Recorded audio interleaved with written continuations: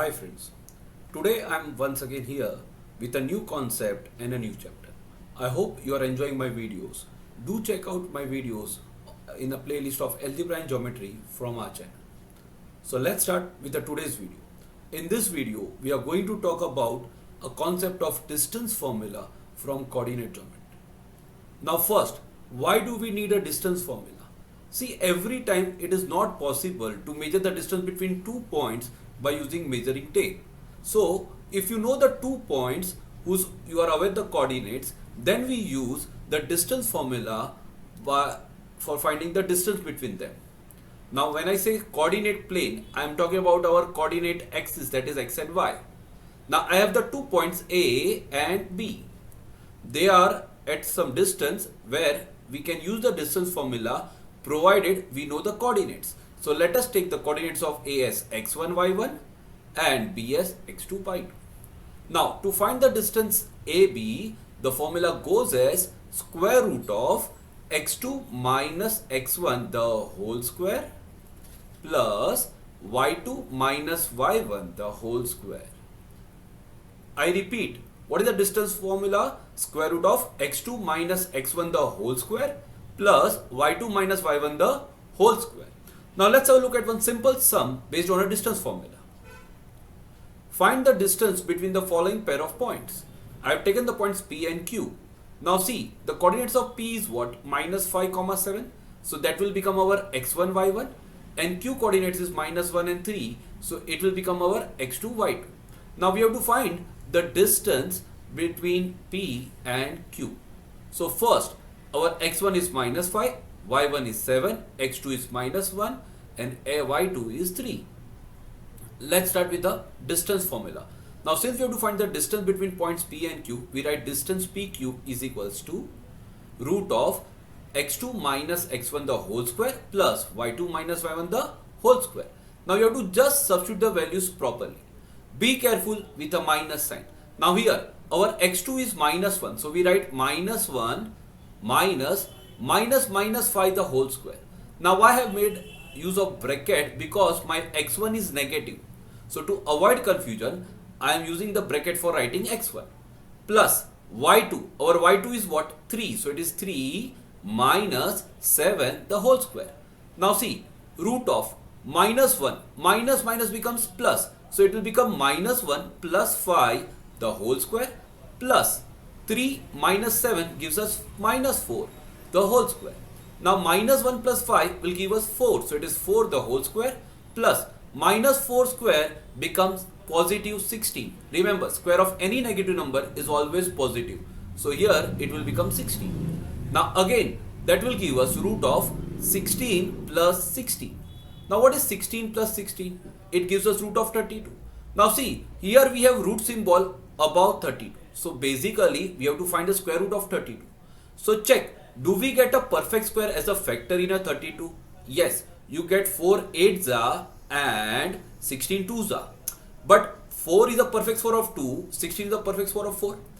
4 और 16 में बड़ा कौन है? 16. So we'll take factors as 16 2s are. Now when you take square root of 16 into 2, it gives us 4 root 2 because square root of 16 becomes 4.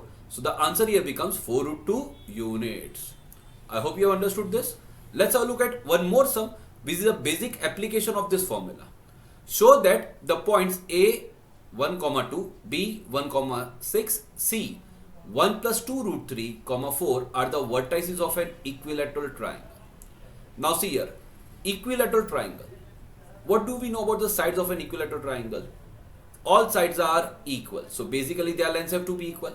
Now to prove that these are the vertices of equilateral triangle, we have to just show the length AB, BC and AC are equal. So to prove that length equal, we have to apply the distance formula 3 times for finding distance AB, BC and CA. So let's start. Now see here. First, although we are going to apply the distance formula 3 times in a sum, we'll write the formula only once. Now first we'll find the distance AB. Now when we start with this, see here, our x2 is 1.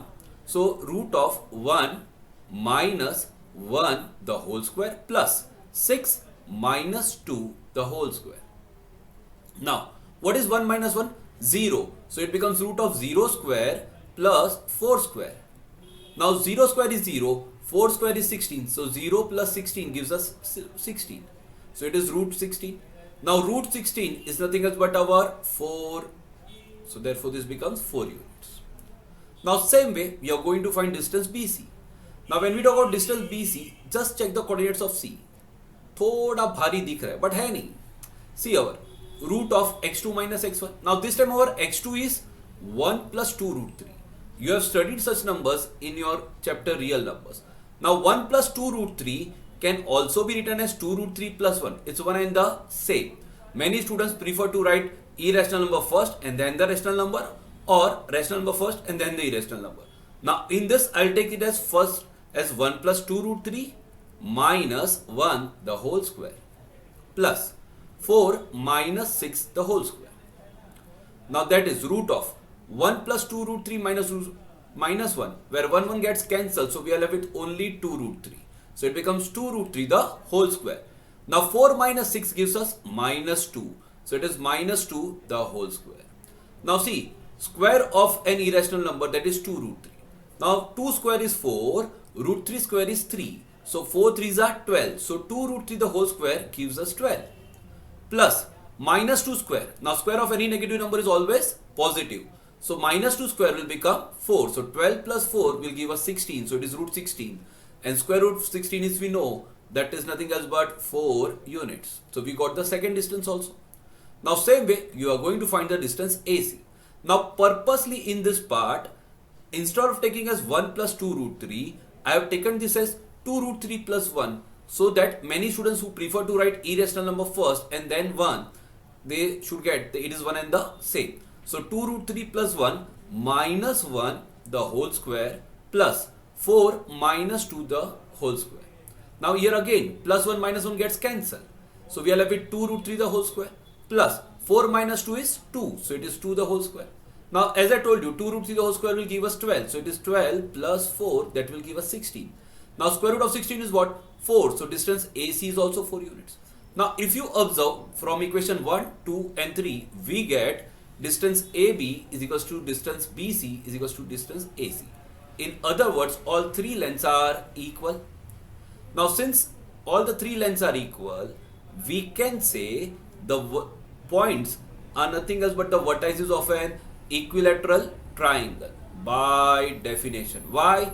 Any triangle, all the sides equal in length, is nothing else but an equilateral triangle.